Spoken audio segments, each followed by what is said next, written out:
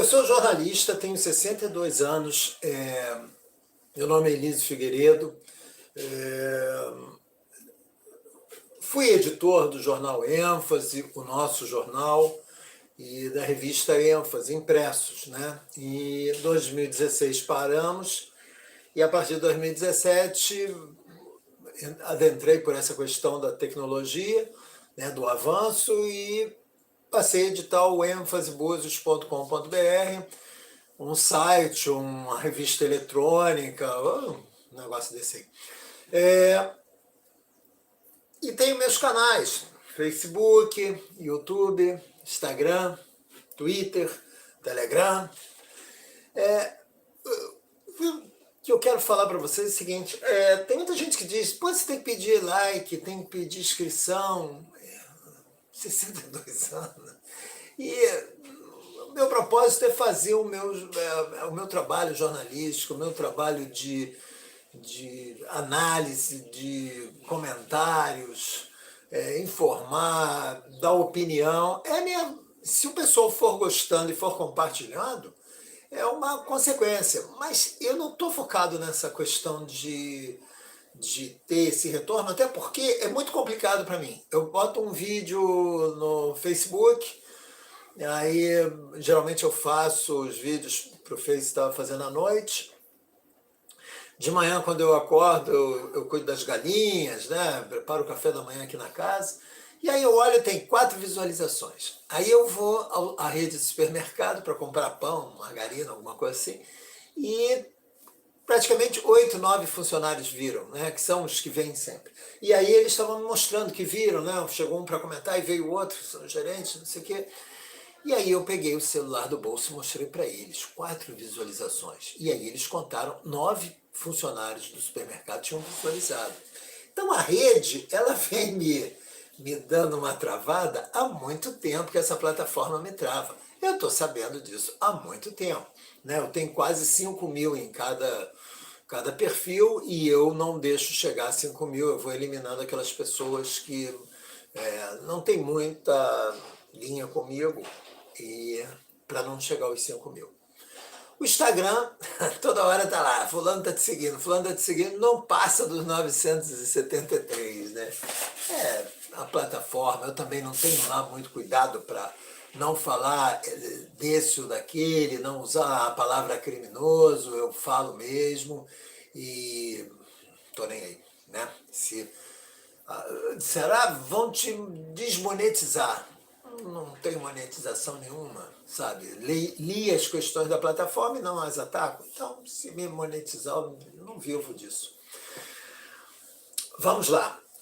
Em relação a não vivo disso, eu, como jornalista, tenho uma posição muito radical. Eu acho que o veículo de informação, seja ele site ou impresso, não teria que ser proibido de receber anúncio do poder público, de governo municipal, estadual ou federal. Veja bem, eu já tive jornal, né? Os governantes, os prefeitos, né, e governadores nunca foram simpáticos a anunciar no meu veículo, apesar de gostarem. Veículos muito bem acabados, muito bem preparados. Eu tinha um cuidado tremendo de usar uma linguagem, uma gramática que atendesse à localidade, aos meus leitores. Então, conclusão, eles sempre tiveram muita vontade, mas não tinham a prática de anunciar no meu veículo, né? E às vezes que o fizeram assim por uma questão de me manter ali preso, tipo cabresto. Na verdade, o ser humano, ele é grato, né? Falam muito da ingratidão, mas o ser humano é grato. E eu digo, como editor de jornal, quando você recebe uma publicidade, seja ela do setor público ou do setor privado, você cria uma simpatia, você cria uma valorização, que é um retorno que você dá. Não é só aquela propaganda, né? E você acaba por não ver determinadas falhas naquele segmento. E falhas todos os segmentos têm, porque são dirigidos, movimentados pelo homem, e o homem é falho. Então, quando você, veículo de informação, recebe um anúncio de um poder público, a tendência é você não atacá-lo. né? Então eu estou gostando muito dessa questão da internet, porque você fica muito livre, né? O custo é zero para você fazer o que eu estou fazendo aqui com vocês. Então dá para falar. Esse vídeo, essa live de hoje, eu estou intitulando ela de Momento Brasil. O presidente fez um acordo, né? E eu vi as pessoas, na hora eu fiquei muito tenso no dia do acordo, 7 de setembro, depois eu fiquei estarrecido com a live dele, fiquei mais, aquela nota que eu não publiquei, e aí depois me disseram, não, o acordo foi assim, e aí eu começo a ter informação, e eu tenho muitas informações, né? Eu ainda não entendi muito bem a importância de Armação dos Búzios para esse cenário nacional, não entendi mesmo, eu aceito a importância, mas eu não entendo. E conversa vai, conversa vem, eu faço live, gostei. E ontem eu estava analisando o Momento Brasil, né? Vi o nosso presidente falando lá no evento no Rio Grande do Sul e comecei a analisar e percebi que eu não publiquei a nota do presidente, né, na qual ele se desculpa, porque eu não digeri aquela nota. E aí eu fui ver, né, no perfil lá do filho dele, do Carlos Bolsonaro, que é quem eu sigo, gosto muito do Carlos Bolsonaro. O Carlos Bolsonaro também não publicou a nota. Aí eu fiquei curioso e fui no do Eduardo Bolsonaro, de São Paulo, deputado federal. Também não publicou. Eu digo para vocês, não publiquei porque não digeri a nota. Eu não sei por que o Carlos Bolsonaro e o Eduardo Bolsonaro não publicaram a nota. Mas me arrisco a afirmar que eles também não digeriram a nota. Hoje eu estava lendo aqui, tem um menino que eu sigo no Facebook, Mano Búzios, né? E ele estava dizendo, falando sobre a decepção. E eu digo assim, a decepção, ela é grande, mas você tem que analisar os fatores que te levam a ficar decepcionado, né? Quando você se decepciona com um político, esse político tem que ser muito bom. Porque quando você escolhe votar num corrupto, você não pode ter nenhum tipo de decepção, a não ser que você não esteja participando daquele crime, né? Mas as pessoas, às vezes, votam, não é porque acham ou desacham que, ou sabem ou deixam de saber que aquele cara é corrupto. É porque elas não analisam. Elas não analisam a proposta do candidato, elas não analisam o perfil do candidato, o que ele fazia antes do período de eleição, qual a bandeira dele, como é que você vai votar num cara que é de esquerda e querer que ele tenha atitudes de direita, que ele tenha preocupação com a família, que ele tenha preocupação com liberdade, que ele tenha preocupação com a liberdade econômica. Não dá. O cara que vem de partido de esquerda, ali num partido de esquerda, que é esquerda, pô, velho, esse cara é esquerda, não tem como você esperar que ele tenha atitudes de direita. Então a decepção, às vezes, ela ocorre com a gente. E a traição, a palavra de Deus diz que o coração do homem é enganoso. Às vezes é o nosso coração que nos trai. E na maioria das vezes que as pessoas erram com a gente, é porque a gente deu oportunidade para elas errarem, né? Então eu estava analisando a manifestação do dia 7 de setembro, né? E que era uma manifestação feita pelos caminhoneiros, pelo agro. E se transformou numa manifestação de apoio ao presidente. E aí eu estava vendo também, tem um menino, Nicolete, que mora aqui na minha rua, e ele botou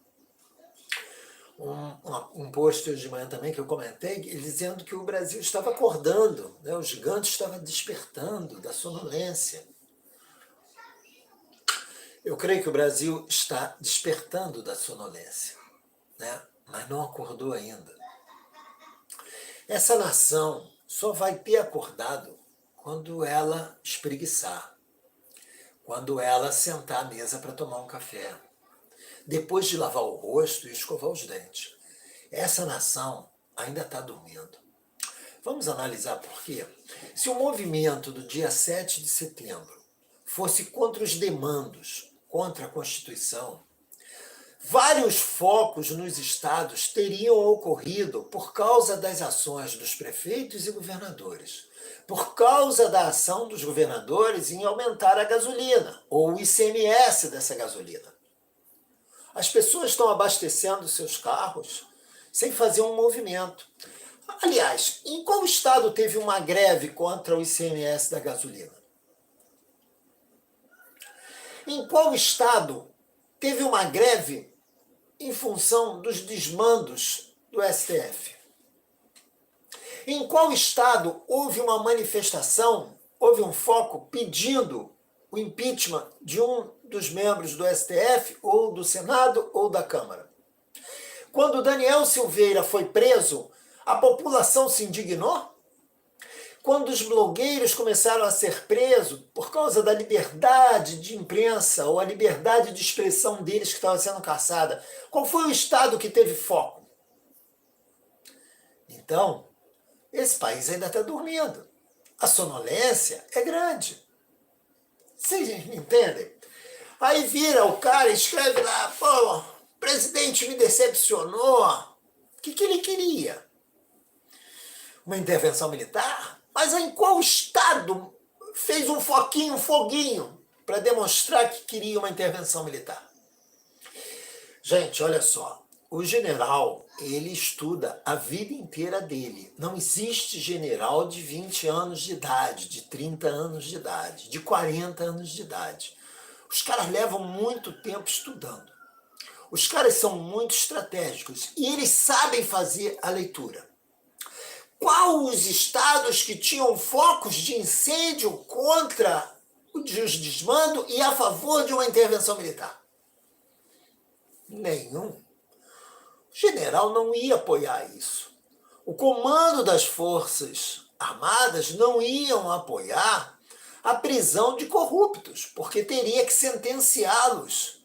E aí, a mesma massa que estava invadindo Brasília e São Paulo, fantasiada, rindo, bebendo, comemorando sabe-se lá o quê, seria a primeira a ir contra. O Brasil continua dormindo.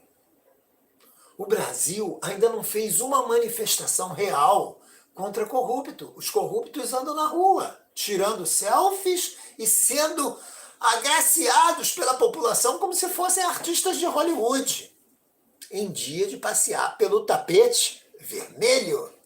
E aí todo mundo comemora. Encontrei o corrupto no posto de gasolina, encontrei o corrupto na USB, encontrei o corrupto no banco, o corrupto me convidou para a festa dele. É esse mesmo povo que foi a Brasília. E é esse mesmo povo que chama o presidente de frouxo. É esse mesmo povo que diz para o presidente, você me decepcionou. E a gente começa a perceber que o Brasil está dormindo. Ele pode ter se virado na cama porque ouviu algum barulho, mas ele continua deitado, dormindo. E para ele pedir uma intervenção militar, ele tem que acordar, tomar o café da manhã dele, se alimentar bem e ir para a rua, com disposição de guerra. Esse negócio de dizer que eu estava preparado para uma guerra civil, mas está dormindo? Não existe isso, gente. Não existe isso. O presidente ficou sozinho. O presidente ficou sozinho porque, apesar daquela multidão em Brasília e aquela multidão na Avenida Paulista, ele estava sozinho. Veja bem, foi melhor fazer um acordo e esperar que a esquerda cumpra a sua parte do que tomar uma atitude que o povo estava pedindo e, de repente, você ter um problema mais grave. O Brasil tem uma característica, ele é católico e ele é evangélico. O católico, dentro da Igreja Católica, faz saudações de umbandista. Ele, dentro da Igreja de Deus, ele sauda o demônio. E o evangélico vai e lota templos que não são de Deus, que não foram construídos pela vontade de Deus, mas pela vontade e pelo poder de um político corrupto. E se aquele templo não tem um político corrupto, ele não está grande, ele não cresceu. O povo quer um corrupto lá dentro para que ele tenha chance de, através do corrupto, ganhar 1.500 ou 2.000 reais. Ou, quem sabe, muito mais na corrupção. Mas essa é a realidade do povo brasileiro. Então, para essa nação acordar, ela tem que começar a votar nos candidatos que tenham perfil e características de direita. Nós vamos ter uma eleição aí, e aí você tem todos os candidatos de direita e você não tem, e tem os candidatos de esquerda. Aí um amigo meu, jornalista, disse, poxa, Elísio, mas pô, eu sou eleitor, mas a gente conta nos dedos os candidatos de direita. Então vote nos candidatos de direita. E por que só tem 5 candidatos de direita, deputado estadual do Rio de Janeiro, você vai votar no de esquerda? Mas não sou eu, Elísio. É a massa. A massa está dormindo. O país ainda dorme. A sonolência desse gigante é muito grande. Esse país ainda não acordou. Esse país ainda não acordou que 1.500, 2.000 reais não é salário. É pagamento de sobrevivência. É quase um trabalho escravo. Porque você vai ao supermercado e não tem direito de comprar uma peça de salame. Porque você tem que reclamar que a carne está cara, 40 reais, o cara tem o pasto, tem o boi, tem vacina, tem abate, tem... Você acha que a carne está cara, 40? Não é a carne que está cara, 40 reais. Você está ganhando muito pouco. O salário mínimo no Brasil hoje deveria ser em torno de 5, 6 mil reais, pela grandeza, pela produção financeira que esse país tem no seu solo, no seu agronegócio, no seu comércio. Mas o povo está dormindo, e enquanto ele dorme, o ladrão rouba-lhe as fortunas, que ele nem sabe que tem, que ainda não chegou na mão dele. E o pouco que ele tem, o ladrão também entra na casa dele e rouba, que é através do ICMS na luz, te cobrando luz pública, te cobrando IPTU, te cobrando do ICM em tudo, e ICM em cima de ICM, porque você está dormindo. E nessa maioria, quando entram na tua casa para te roubar isso, você deu a chave da casa para ele. Quando na urna você o elegeu. Entendam, o povo ainda está dormindo. Eu me debato contra o IPTU, cara. Você comprou o teu terreno, a prefeitura não te ajudou. Você construiu a sua casa, a prefeitura não te ajudou. E aí ela te cobra o aluguel anual. Eu falo isso. As pessoas olham, acham interessante, mas elas continuam virando para o lado e dormindo. Eu não estou falando da minha cidade, estou falando de todos os lugares do Brasil. A nação continua dormindo. Quando enche-se Brasília e a Avenida Paulista e o Brasil inteiro, é porque ela está sonhando, mas continua dormindo. Entendam, o Brasil sonha com dias melhores, mas ainda não acordou. O dia que o Brasil acordar, nós teremos foco de incêndio em várias partes do país. E aí Deus dará o sopro para que a indignidade de um país que acordou mude a história dessa nação.